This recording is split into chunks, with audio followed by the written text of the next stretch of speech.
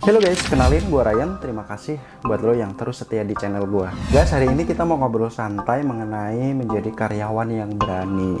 Kenapa sih hari ini gue ngambil topik mengenai masalah ini? Nah, jadi ada beberapa dari subscribe gue ini guys ya, yang bertanya, Kak, kalau gue udah kontrak sekian lama, itu bagaimana? Atau ada yang tanya lagi, Kak, gue nggak berani ngomong ke perusahaan untuk diangkat jadi tetap, gue takut di-cut.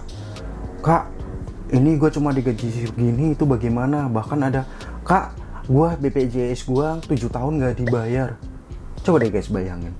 Itu adalah hal-hal yang dilakukan oleh perusahaan yang sifatnya merugikan karyawan. Nah, gue termotivasi untuk membuat channel Job Seeker ini berbicara mengenai sudut pandang karyawan.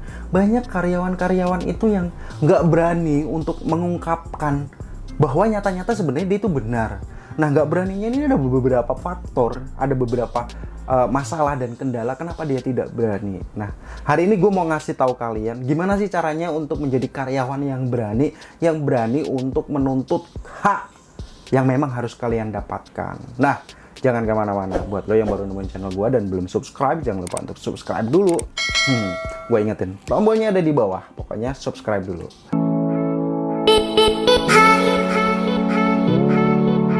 Nah guys, kalau masalah menjadi karyawan yang berani, ya itu sebenarnya membawa dampak yang sedikit negatif lah buat diri kita. Kenapa? Karena kita akan dicap menjadi karyawan yang vokal. Kalau tidak ada perpanjangan kontrak, pasti kita yang akan kena duluan. Ya itu adalah risiko dari keberanian kita. Nah, kita sebenarnya berani itu ya pakai logika juga ya, artinya ya memang kita benar gitu, artinya kita memang menuntut apa yang menjadi hak kita, dan dalam hal tersebut perusahaan memang lalai untuk memenuhi kewajibannya. Nah, gue punya pengalaman pribadi. Waktu itu gue kerja di salah satu perusahaan, sudah habis nih masa kontraknya, dan kewajiban perusahaan harus ngangkat gue menjadi karyawan tetap. Nah, waktu itu perusahaan nggak mau ngangkat.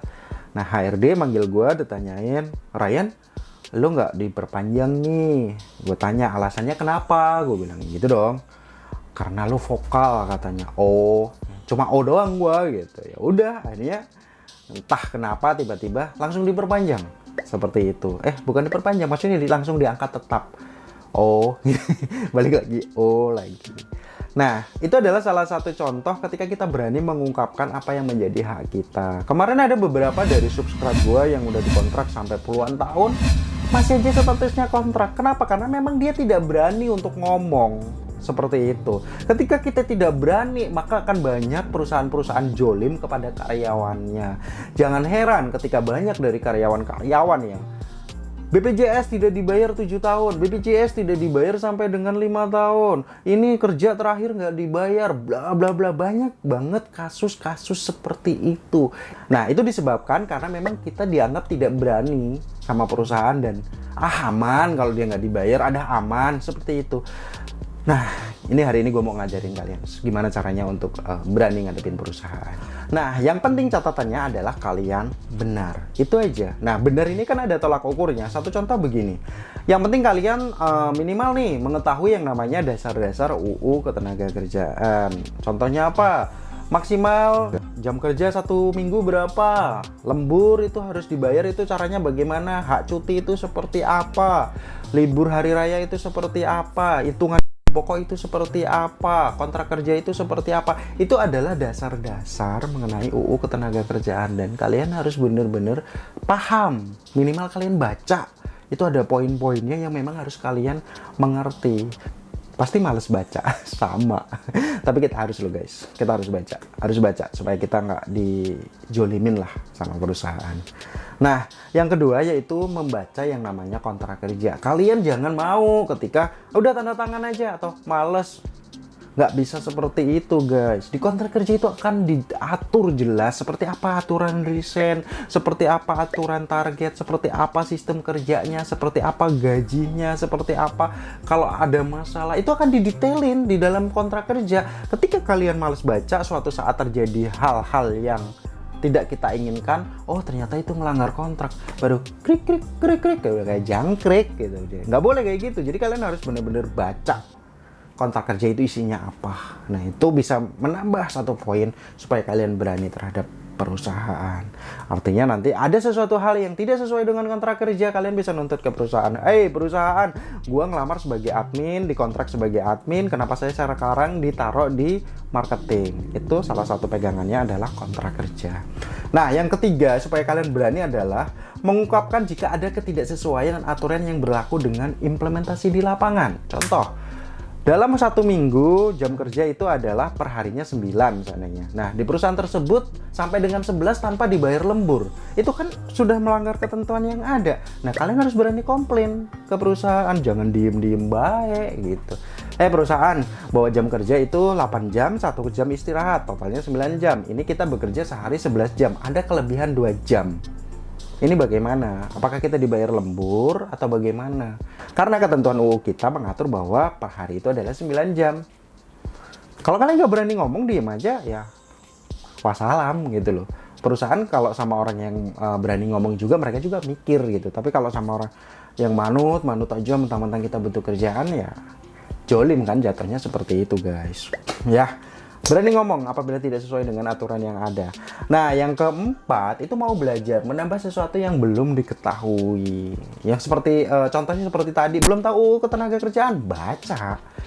Kontrak waktu tanda tangan nggak sempat baca, minta sekarang baca detail tuh kalau nggak punya kopinya. Terus apa lagi? Contoh aturan tentang BPJS. Apa yang harus dilakukan ketika kecelakaan? Apa yang harus dilakukan ketika kita cacat tetap? Apa aja yang kita peroleh? Nah, itu dapat dari membaca, kalau nggak mencari informasinya. Ya, kita ketika menguasai itu semua, itu akan sangat membantu kita dari segi berkomunikasi dengan perusahaan. Nah, yang kelima yaitu jadilah karyawan yang bertanggung jawab. Artinya ketika kalian memang memiliki salah, ya kalian harus ngaku salah. Kalau memang kalian merasa tidak ada yang salah, kalian memang benar, ya itu sudah saatnya kalian menuntut apa yang menjadi hak kalian. Ya, tanggung jawabnya itu benar-benar diperhatikan. Contoh, kalau kalian marketing, achieve target harus selama 6 bulan berturut-turut harus achieve target. Nah, setelah kalian achieve target, tidak ada perubahan gaji, tidak ada insentif, baru kalian bisa komplain. Kenapa?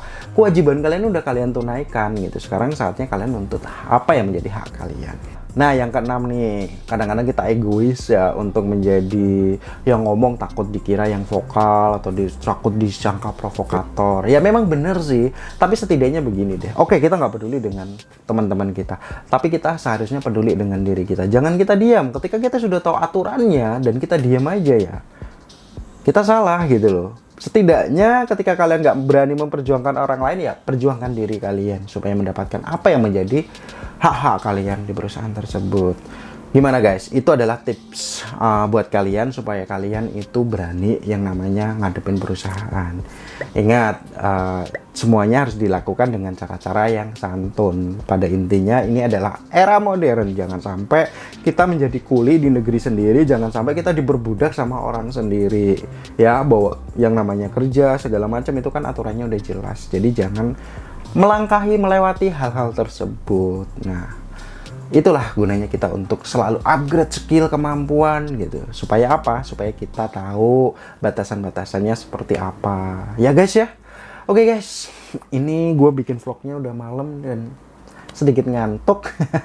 Kita akan sambung lagi di topik dan informasi berikutnya. Dan gue ingetin lagi buat lo yang belum subscribe, jangan lupa untuk subscribe dulu. Gue Ryan JR, kita jumpa lagi di informasi, review, dan rekomendasi berikutnya. Dah.